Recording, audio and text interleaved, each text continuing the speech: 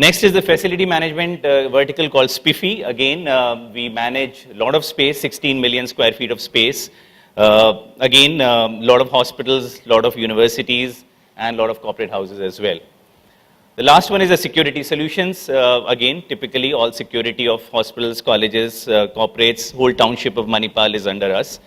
All put together, that's why we call ourselves integrated services, because, I mean, kind of one-stop shop for everything.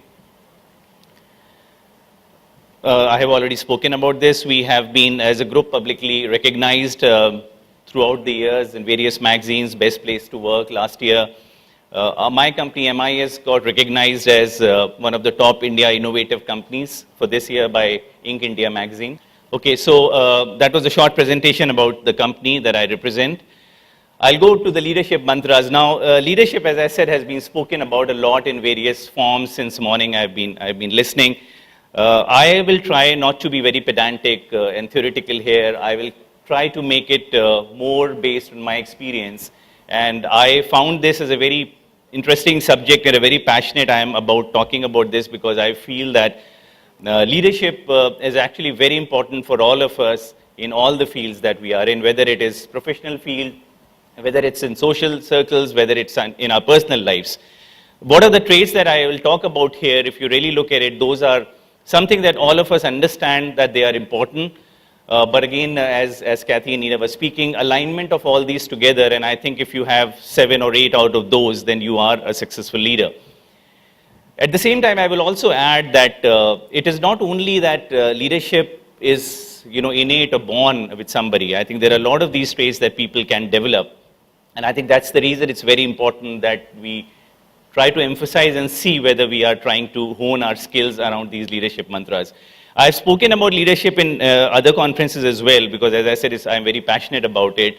I've spoken about it in management colleges and institutes as well, because I also feel that there is no age for leadership. A leader can be 10 years old or 20 years old. Every facet of your life, you need to hone your skills on leadership, because that's the way you grow and that's the way you enrich your life. In my professional life, I have also seen that there is a distinction between the leaders and the managers. Again, this has been well spoken of by many people. Unfortunately, in the professional life, you don't really get good leaders. If you express some of the leadership qualities that we talk about here, I think you will be extremely successful, and you will definitely do very good in your professional career. It's very important that you hone those and you express those qualities and show those qualities. Management in general is doing the right things right. But what is leader? You have to choose and do the right things. I think I'm too far from this. That's why it doesn't work. I'll start with confidence. Here is the confidence of a zebra. He's chasing a lion. I feel, again, that self-confidence is something very important. I mean, this is the first trait that a person will see in you. When you are working, when you have a team, or you have colleagues in an office, what you represent is basically how confident you are about yourself, about your views, about your thoughts, about your actions. I think confidence is something which is a key trait in any leader. Unless you have confidence in yourself, how will you have confidence in your team? How will you have confidence in your workplace, in your work, in your company? So confidence is something which I have put as my first important trait that I feel a leader needs to have. Commitment and motivation, again, very important. How committed you are, how motivated you are to do what you are supposed to do is something which, again, gets replicated in the team that you lead.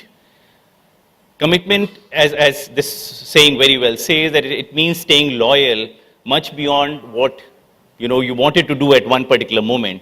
Committed, you have to remain through the life cycle of the work that you are doing, the life cycle of the project, life cycle of what you have taken as the job. It's not about perfection, it's about the intent. So, as I said in the beginning, once you have the intent clear and you show the effort, that's where commitment is proven. Communication. Communication, again, is very wrongly understood, I think. Communication is understood as a lot of communication, lot of talking, lot of time spent talking. And I think communication is not that. Communication is all about clarity. very important is clarity, understanding the situation, understanding where the other person who is communicating with you stands, how the communication is delivered, whether it is sensitive to the situation, whether it takes care of the environment.